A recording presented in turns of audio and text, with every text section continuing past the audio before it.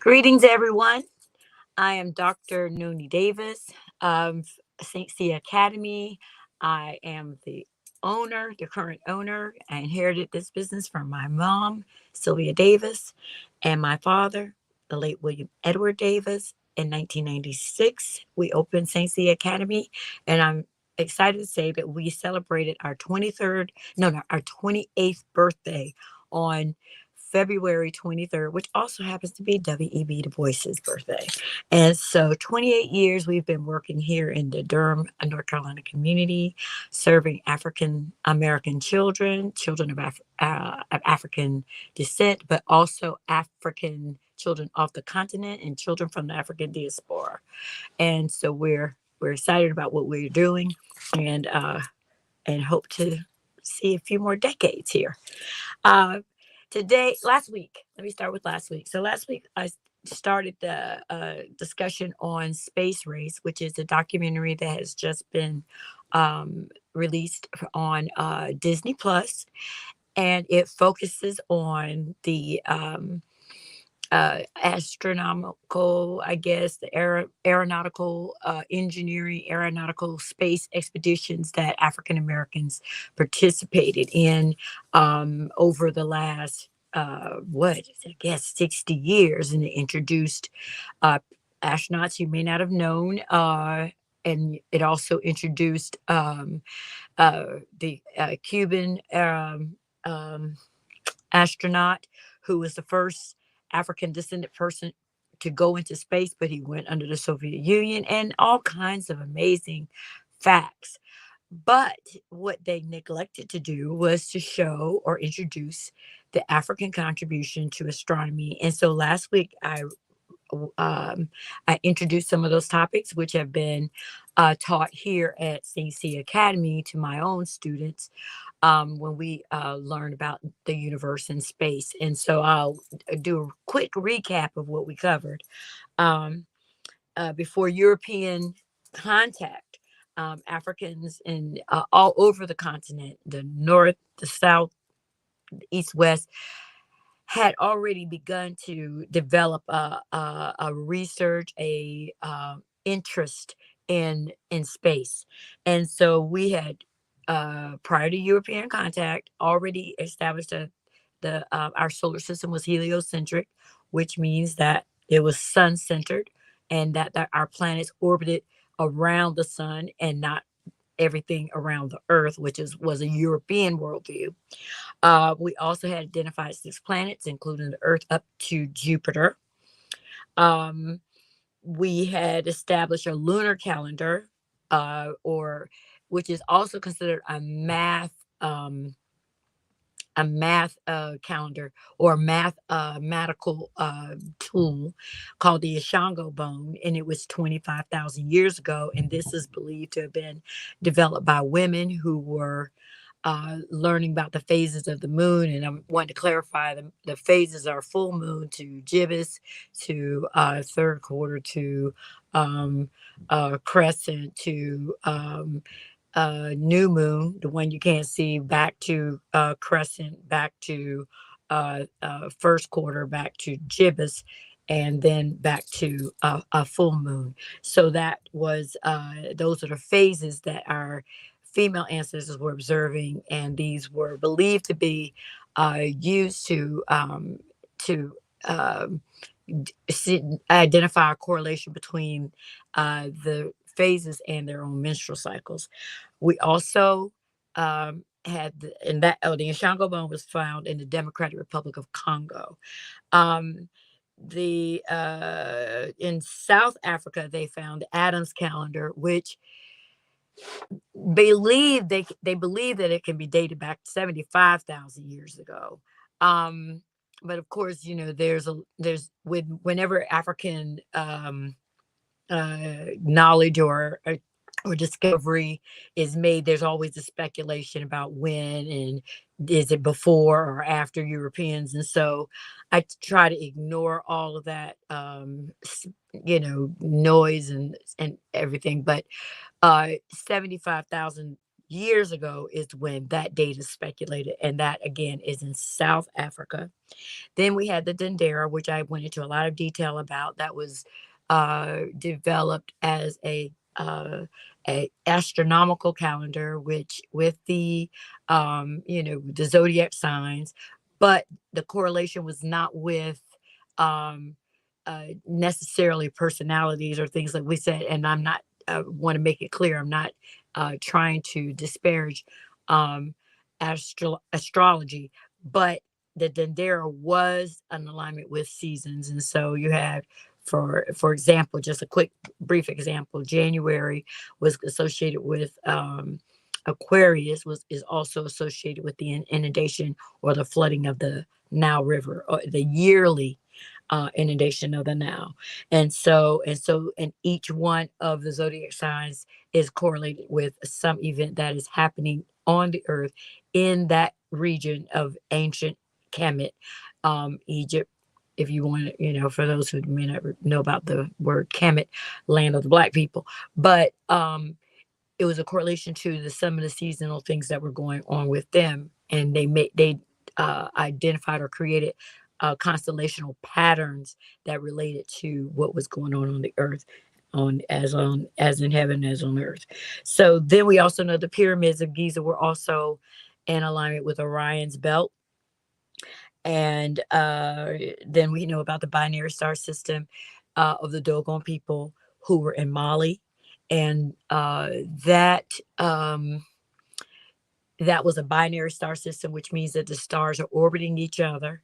And the Dogon people identified that star pattern and understood that it took 70 years for that cycle of orbit to complete itself. And they created celebrations, their cosmology, and their historical record of this star pattern or this star system. They called it Sigi Tolo, and Sirius A and Sirius B are the stars, but they called it Sigi Tolo and Sigi Polo. And it's possible that there might be a third star, but what was the most interesting about that particular fact, in my opinion, was that NASA within the last 20, maybe 30 years, also discovered that same orbit. And when you put the Dogon uh pattern, rotation pattern, astronomical pattern of the orbit, of these stars, it's the exact same as the NASA uh um, um depiction. And so I was like, wow. So it was extremely accurate. The other thing that I wanted to do today, though, is that we know that flight is required if you want to go into space, and so um, there was no nod, of course, in the series to African interest in flight. And so I wanted to introduce that, and so a number of my students are familiar also with the glider of Saqqara. So in 1898, um, Europeans were doing an archaeological dig in Egypt in Saqqara, and they found the tomb of Padi Iman and discovered, and of course they removed his artifacts. What can I say? Why are you tampering with grave sites? But anyway, so they removed these artifacts, and one among the artifacts was this glider. And I want to give you a quick view of that. And so if you can see, this glider is what they found, and it's only about 7 inches wide from from the wingspan. And so, and the body is not much. Well, I guess, what did they say? I didn't actually see what the length of it, but it's about 7 inches long, and I don't know. I don't see it right off. But anyway, to move on. Um, so in 1969, a doctor, Khalil Messiah, Masiha. I mean, I'm not sure I'm not pronouncing it right, so please forgive me. But he was a PhD. He was also a member of the Egyptian Aeronautical Club, and he was a member of the Aero Modelers Club. So he had a lot of familiarity with aircraft and aeroplane design. And so when he saw this glider in the Cairo Museum, he was intrigued by its shape because he said, "Wow, this looks like a monoplane." And he noticed that there were some distinctions between it and the other bird-shaped um, artifacts that were in the museum. So he said, "Well, let me see if I can make a replica of this artifact and to see if it would fly because it looked like he said it had a monoplane design, the aeronautical design of a rounded nose and I guess it's not conical shape because sometimes things are, like rockets are conical shape, but this one was designed more like a plane. And then the span of the wings, and it was designed so it would have balance, except there was just one little piece missing off. But because according to his observations, he said, huh, it looks like it was designed to actually fly. So he created a model using similar materials and it flew. And I think they said it flew about 100 feet or something like that initially. And so that may need to be checked. But at any rate, it was able to fly a short distance. And so it is believed that Padi Iman may have been a person who was exploring flight in 200 BC. Um, we I think that what happens is when you don't introduce these ideas into even into these space race type documentaries, you're leaving out a significant part of the story and not giving African Americans, Africans, and and African diaspora children, as well as other groups who need to have like a respect for the contributions of African people. You just kind of smooth over it, and we're going to we're going to show you we just started what happened when we got to America, wherein there were things that we were doing before we got here, and uh, there was an intelligence before we got here. There was an exploration that was before we were brought to this land. And in fact, if we had not been brought to this continent, I'm just wonder what other. I mean, I just speculate as to what we could ever created with if we hadn't had that 400-year interruption here on the continent. Instead of being able to pursue intellectual and creativity that would have enhanced um, the world, had to be mired in this survival mode. And so when you're in survival mode, you don't have time to sit and think about the things that you can create. So in my opinion, this was very detrimental. That's another reason why the slave trade was so detrimental, because it not only killed our ability or destroyed our ability to be able to have these momentous creative opportunities because we were mired in foolishness, but it also, because of the dogma, because of the racist systems, it also tr- tried to indoctrinate us to think that it wasn't something that we were even capable of imagining. And so when we see these pyramids, you're like, what? Black people did this? Oh my God. And then you learn about the Dogon and all of these other achievements. You're like, wow, now we're having to calculate. And it doesn't mean we weren't doing things in the meantime. So one of the things I wanted to go on to now is that I think I gave a little bit of history of Benjamin Banneker, who was brought here, whose grandmother, and his story is so like just mind boggling. His great grandmother was born in Europe. I think she was English. She was a dairymaid. And her story is that she was falsely accused of spilling milk or stealing milk while she was milking a cow, and she ended up being forced on a ship and sent to brought to what we call America today, uh, to pay for her crime of stealing milk out of a bucket. Okay. Now, Benjamin Banneker's father was Bannockee. It's believed that his father was from Chad, but it was also believed that he was a son of a prince. So you got a son of a prince married to a dairymaid.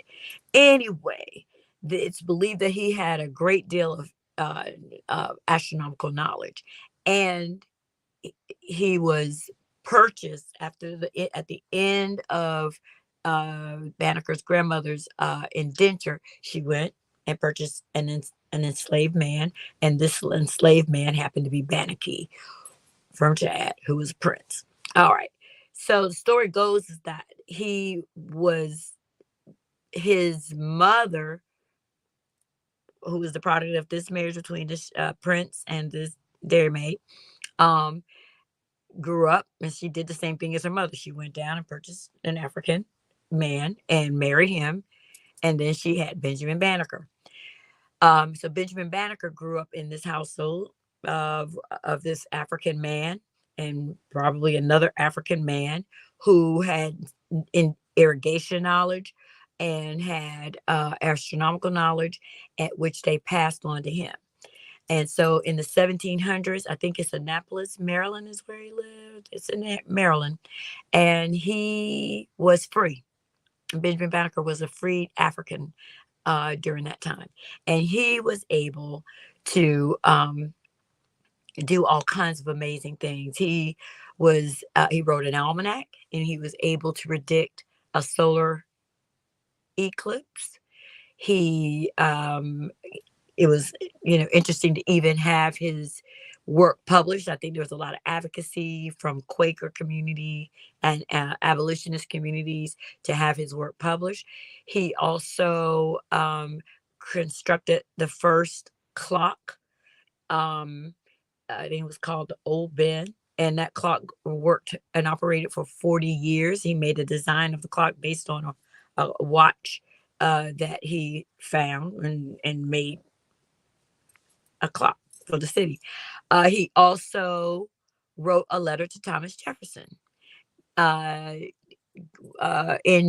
chastising him about the Declaration of Independence and failing to include the freedom of African people from bondage while they were trying to seek their own freedom from England at that time. And so, of course, Thomas Jefferson was like, "Oh, I'm glad that you're a smart black guy, but I don't know.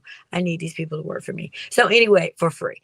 And so, but so even in spite of Benjamin Banneker's achievements, he was still his uh achievements were dismissed to a degree.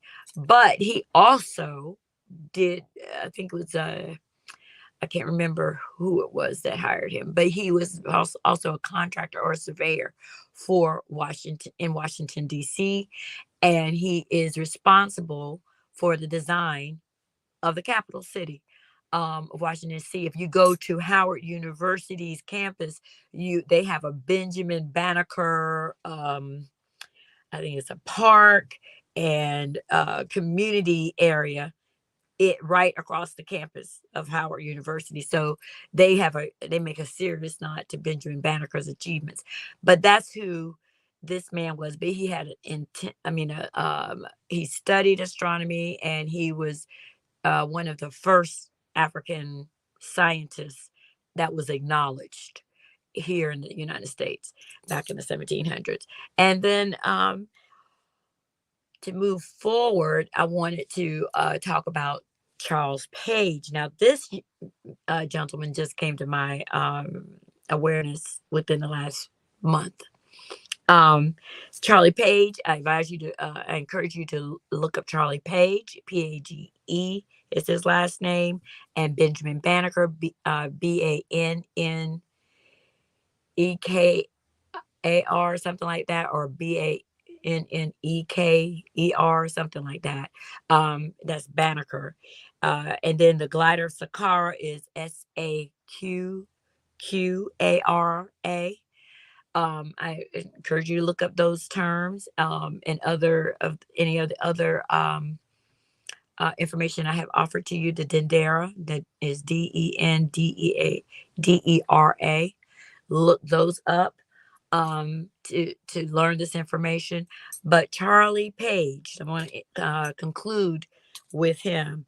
So in 1903, oh, let's start with this. 1864 is when Charles Page was born. So he was born during the time of enslavement. However, it said that he observed.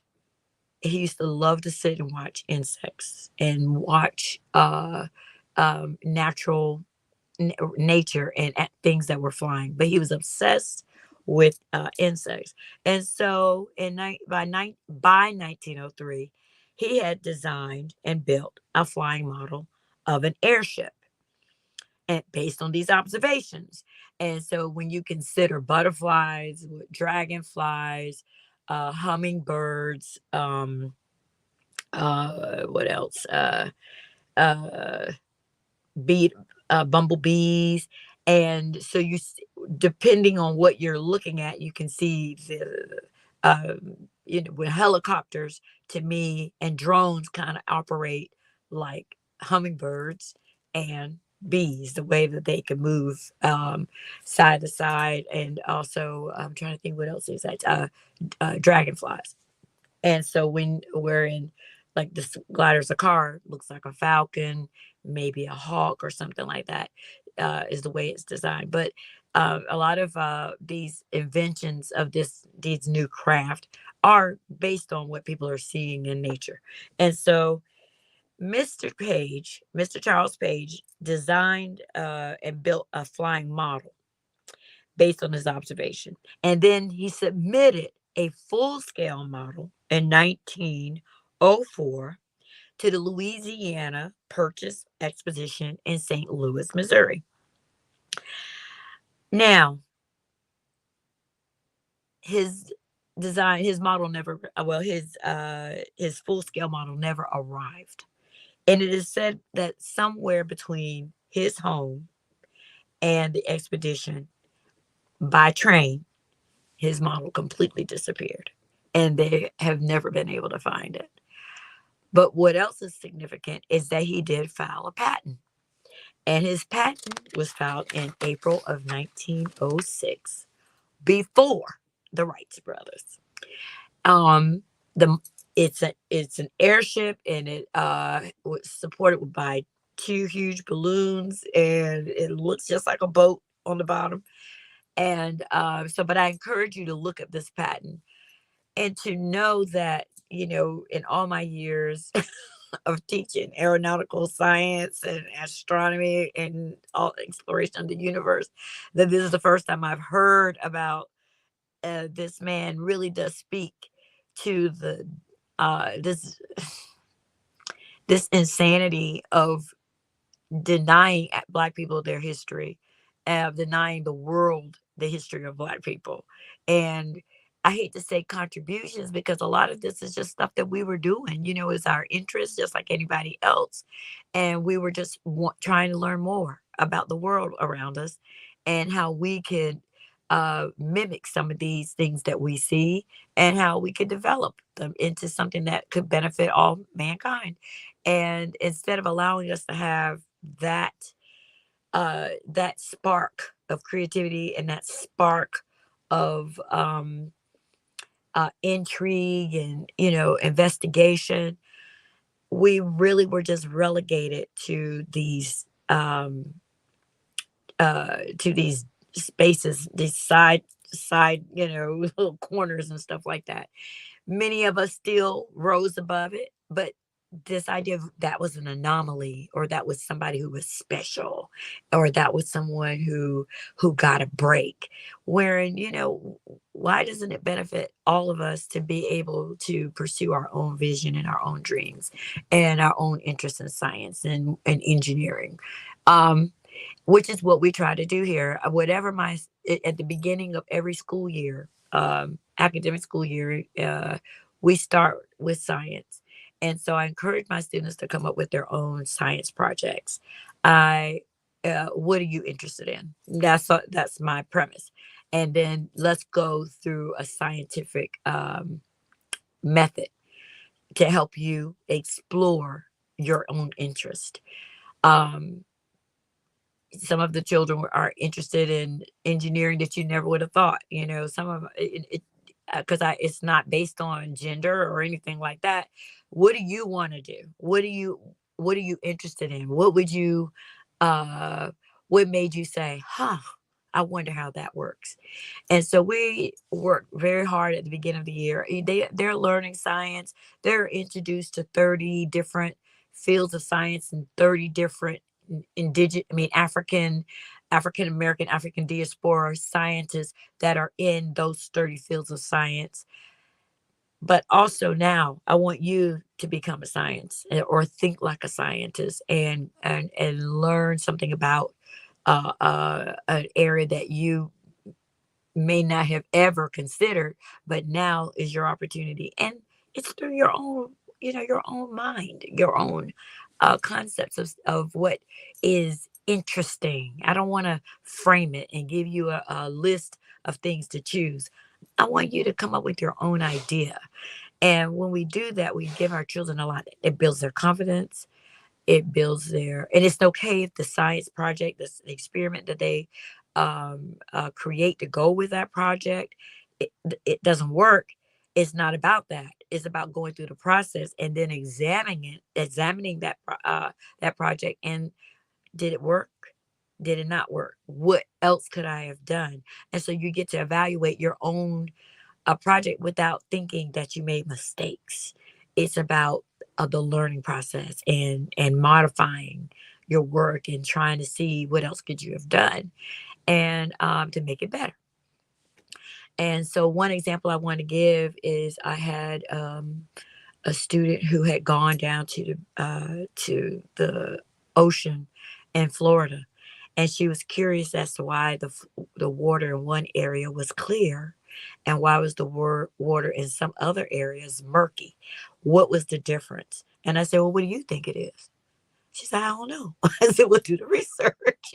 And so she ended up creating a water filtration system that was natural, to see how to learn about the different things that may be in the water naturally that would filter it, where in water in other areas may be murky because they're the same materials, like rocks or coal or sand or whatever, may not be in that particular area the way they are showing up in another area.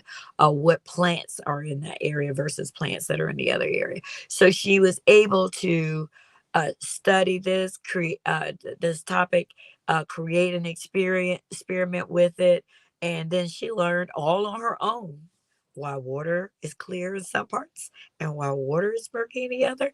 And this had nothing to do with me. It was their own study.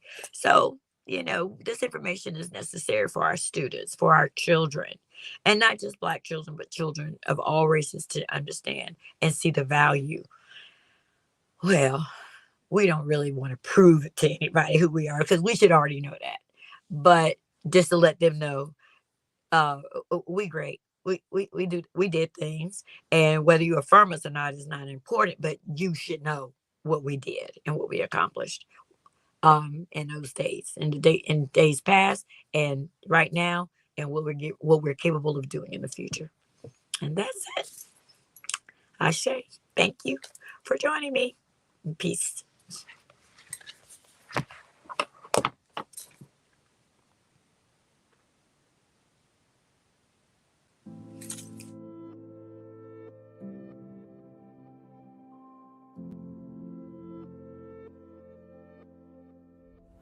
My advice to women seeking leadership roles in technology is to be confident. I would recommend to speak up. I think it's really important as you pursue a role in technology to have unshakable optimism. I can't stress enough the value of mentorship. When I think about any large career move, I ground it in 3 pillars, and that is purpose, potential, and people. Use your voice, raise your hand, and be confident in your own abilities. Just speak up. Say what you feel, say what you think. Don't be intimidated by men around the table or other people more senior than you. Enjoy solving problems. Each and every single day, depending who you're working with, you need to be able to enjoy that process. Find females who will support you and share their experience as to how they navigated the tech industry and how they're currently navigating the tech industry. Your voice matters, your opinion matters, and you're there for a reason, so use that. But when you have a clear sense of purpose and a clear sense of why, not only does it help you go through your crucible moments, it actually inspires your team to rally around you. Be an FIO person, which just means figure it out. You may not know, but find a way and get it done. Women tend to be less likely to apply for promotions, to speak up in meetings, or apply for new roles if they don't feel like they have all of the skills required to be successful. The fact of the matter is, seldom does anyone, so why couldn't that opportunity be yours?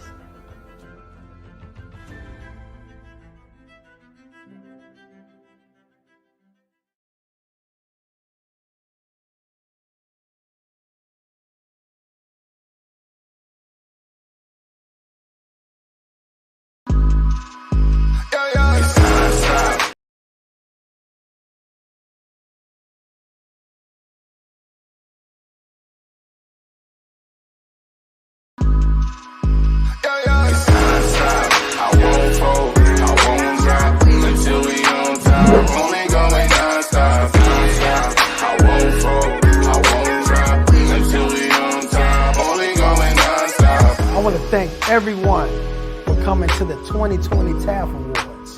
This was a show like no other, people. This is the Grammys for dignitaries, educators, and support staff around the state of Oklahoma and worldwide. We cannot do this without the support of the people. So we thank you, I thank you, for being such a dedicated supporter to this movement for the Teachers Appreciation Foundation. I thank you. I won't fold.